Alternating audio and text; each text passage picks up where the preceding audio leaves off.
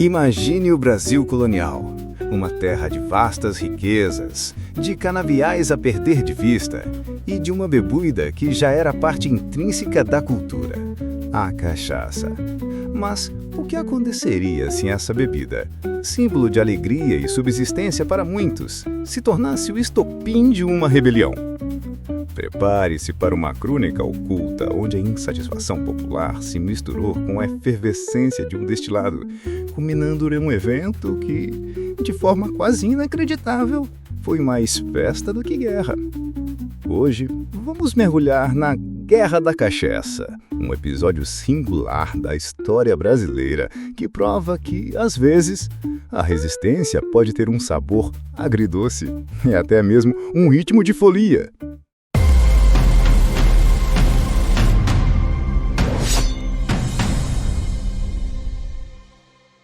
Para entender a Guerra da Cachaça, precisamos voltar ao Rio de Janeiro do final do século XVII. A cachaça, ou jeribita, como era conhecida, lá era uma bebida popular e de grande importância econômica. Era consumida por todas as camadas sociais e sua produção, embora muitas vezes artesanal, gerava muita renda para a colônia. O problema era que Portugal, a metrópole, via com maus olhos o crescimento da cachaça, porque, simples, ela concorria diretamente com o vinho português, um produto vital para a economia lusitana. Além disso, a metrópole queria garantir o controle e a arrecadação de impostos sobre tudo que era produzido na colônia.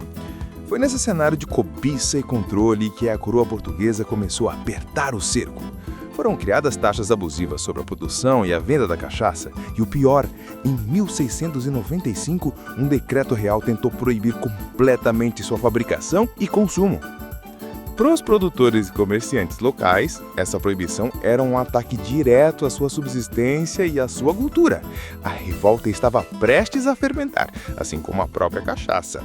Você sabia que a cachaça era tão importante que muitas vezes era usada como moeda de troca, especialmente para a compra de escravizados? Sua proibição era um golpe econômico duríssimo para a colônia. A paciência dos produtores e comerciantes de cachaça chegou ao limite. Liderados por figuras como o rico proprietário de engenhos, Jerônimo Barbalho Bezerra, eles decidiram que era hora de agir. A revolta começou em novembro de 1660, no Rio de Janeiro. Não foi uma rebelião com grandes exércitos ou estratégias militares complexas, mas sim um levante popular, uma explosão de insatisfação que tomou as ruas. Os revoltosos, muitos deles armados com o que tinham, facões de cana, paus e algumas armas de fogo, cercaram a casa do governador Salvador Correia de Sá e Benevides. A cidade foi tomada, mas o que tornou essa rebelião tão peculiar foi a atmosfera que a envolveu. Não era um confronto puramente bélico. Havia um forte elemento de celebração, de desabafo popular. Enquanto protestavam contra os impostos e a proibição da cachaça, os rebeldes brindavam com a própria bebida que defendiam. Era uma mistura de fúria e festa, onde a cachaça não era apenas o motivo, mas também o combustível da resistência. O governador, acuado, foi obrigado a ceder às exigências dos rebeldes, que incluíam uma revogação dos impostos e a liberação da produção e venda da cachaça. Imagina a cena. Em meio a uma rebelião, pessoas levantando seus copos de cachaça, brindando a liberdade e a sua bebida favorita. Quase uma festa de rua com um toque de revolução. A Guerra da Cachaça durou poucos dias, mas deixou sua marca. Apesar das concessões iniciais, a coroa portuguesa não demorou a reagir. Salvador Correia de Sá e Benevides conseguiu reforços e retomou o controle da situação. Os líderes da rebelião foram presos e alguns foram duramente punidos, com exílios e até mesmo penas de morte, embora nem todas tenham sido executadas. Jerônimo Barbalho Bezerra, por exemplo, foi preso e depois solto. Contudo, a rebelião não foi em vão. Embora a proibição total da cachaça tenha sido mantida por um tempo, a pressão popular e a importância econômica da bebida eram inegáveis. Com o tempo, as leis foram relaxadas e a cachaça pôde voltar a ser produzida e comercializada, embora ainda sob forte tributação. A Guerra da Cachaça é um lembrete fascinante de como as questões econômicas e culturais podem se entrelaçar, levando a levantes inesperados. É uma história de resistência popular, de uma bebida que se tornou símbolo de liberdade e, acima de tudo, uma crônica oculta que mostra o lado inusitado dos conflitos humanos. A Guerra da Cachaça é um exemplo de como a economia local e os interesses da metrópole muitas vezes colidiam no Brasil colonial, gerando revoltas que nem sempre estão nos grandes livros de história.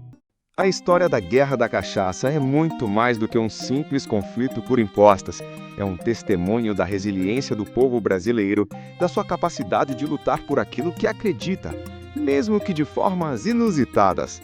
Ela nos mostra que a história é feita de grandes batalhas, mas também de pequenas revoluções, de personagens anônimos e de curiosidades que revelam a complexidade das relações humanas. A cachaça, que foi pivô dessa rebelião, continua sendo um dos símbolos mais fortes da cultura brasileira, um elo entre o passado colonial e o presente. Essa crônica nos convida a questionar: quantas outras guerras foram travadas por motivos tão singulares? Quantas histórias de resistência ainda estão esperando para serem contadas?